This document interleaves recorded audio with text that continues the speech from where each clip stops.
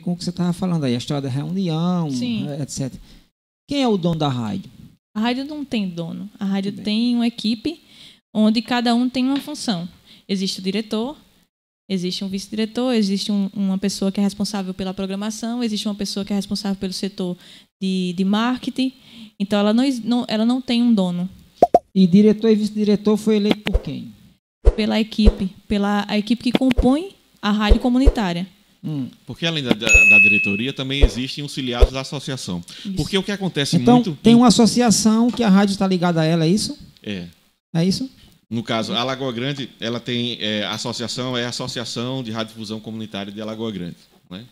Então, ela é que detém a concessão da rádio, né? Porque Piemonte FM é o nome de fantasia da rádio comunitária, né? Então, o que acontece muito em interior, né? Não é só com relação à associação de rádio, não. É com relação a sindicato, Sim. a clube, a time de futebol. O que acontece, né? Quando chega o tempo de se associar, né? Que para você... Que a gente sabe que quando a gente cria uma associação ou qualquer coisa, principalmente interior, as pessoas que estão criando vão ter que colocar subsídio próprio, né, para fazer aquela entidade nascer, crescer e se desenvolver. Aí, o que acontece muitas vezes é que, no chamamento dessas pessoas, muitos não querem. Aí, quando vê que a entidade andou, aí quer participar, não, digamos, no funcionamento normal da entidade, mas na época de eleição. Quando você não cumpriu, né, mais os termos interesse estatutários. próprio do que a bem daquele fim, né? Porque qualquer pessoa ela pode ser associada à entidade. Sim. Então, cada sócio tem as suas obrigações, tem o seu tempo de associação para você poder desenvolver as suas atividades, para você poder se candidatar, fazer sua chapa. Enfim, infelizmente, em todos esses ramos que eu falei aqui, as pessoas não querem cumprir as obrigações. Eu vou te dizer uma coisa, ninguém quer ser diretor. Se tu me perguntar se eu quero ser, eu digo que não. Eu não quero. Eu não quero. Não no momento, não tenho interesse. Eu faço meu programa, eu ajudo na colaboração de divulgação nas redes sociais, mas eu não tenho intenção de ser diretora da emissora, não no momento. E se você perguntar a todos que estão compondo na atual situação, ninguém quer. Porque os problemas vão cair no colo da direção. Todos os problemas, as burocracias, que é muito difícil você está em dia, mandar documentação. O Ministério demora para responder, tem demorado muito para responder, inclusive. ECAD, é muito problema que uma rádio tem para poder ela se manter de pé. É uma empresa normal. Sim. Apesar de ser uma associação sem fins lucrativos, é uma empresa como qualquer outra. E me magoa muito quando eu vejo as pessoas menosprezarem a existência de uma rádio, seja qualquer rádio. Um exemplo que eu vou citar agora para vocês. O último debate eu organizei através de uma parceria com a PAN, a STL, que era a empresa que eu tinha, com a PAN TV. Nós realizamos o debate. Mas o anterior, da outra eleição, foi através da rádio, feito pela rádio. E foi chuva de críticas. Eu fiz toda a parte de produção. Por eu fazer parte da rádio, Foi o debate...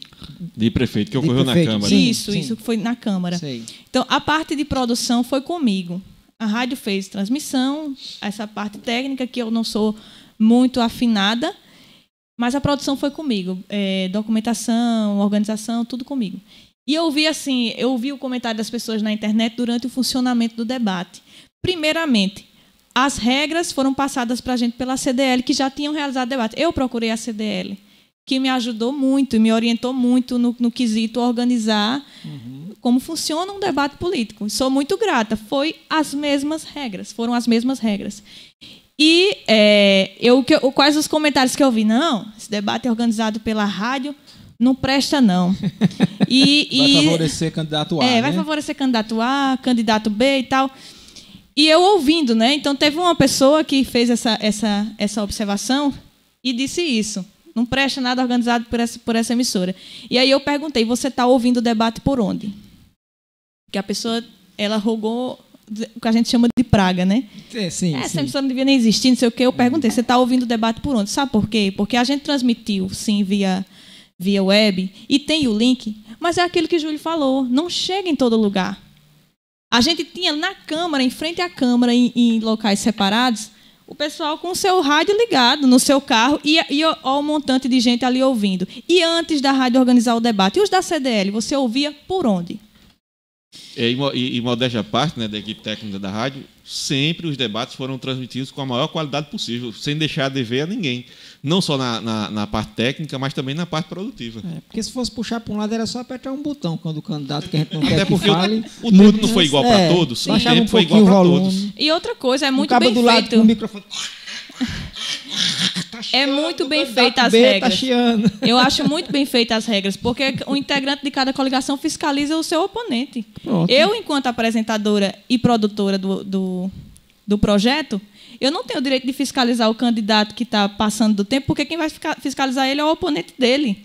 E quem está com o cronômetro também não sou eu, não.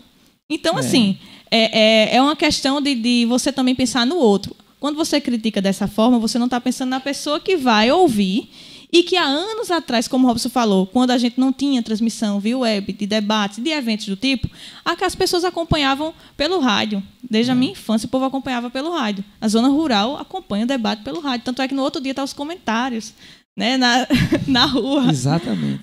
E a internet hoje ela é uma grande aliada de tudo, né? Com certeza. Porque, como foi frisado logo no início, a rádio tem ouvintes no Brasil todo, né? E assim, a gente tem um histórico de alagoagrandenses que moram no Rio muito grande. Então, as pessoas ficam sabendo das notícias da cidade lá, né? Então, assim, é bem bacana esse quesito, porque quebrou todas as fronteiras, né? Diminuiu os custos, principalmente. Diminuiu os custos e quebrou todas as fronteiras. Então, assim, não importa aonde você esteja. Se você tiver uma conexão de internet, você consegue acompanhar todo e qualquer programa. E nós temos uma audiência boa de pessoas daqui mesmo, como você falou, que moram em outros estados, acompanham a rádio, a programação é muito boa. Porque, repare, mesmo que você tenha internet, né, o rádio da cozinha vai estar ligado na emissora de rádio local. O taxista vai estar ouvindo, Sim. né? Vai estar ouvindo no seu carro. Né? Principalmente durante a movimentação, no dia você não pode estar acompanhando na tela, mas você está ali, acompanhando da sua casa, do seu carro.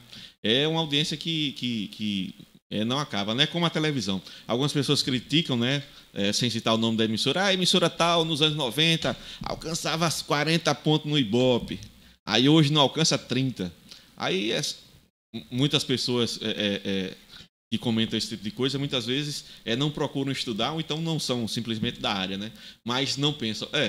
Anos 90, no município de São Paulo, nós tínhamos, digamos, 8 milhões de habitantes.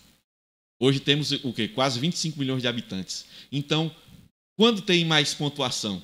Né? Proporção aí em porcentagem. 40% em 8 milhões. Sim. Aí é matemática pura, né? Ou seja, né? Não condiz com a realidade. Da mesma forma, a rádio, né? Como eu falei, estou repetindo aqui, decretaram o fim da rádio quando chegou a televisão.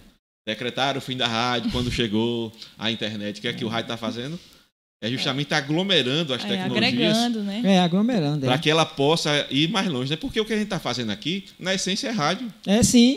Na essência, é rádio. Agora a gente está tendo a possibilidade de conversar com os nossos amigos, né? Nos vendo. Exatamente, nos vendo, né? Que inclusive as rádios comerciais todas estão fazendo isso também, né? Todo uma mundo tendência.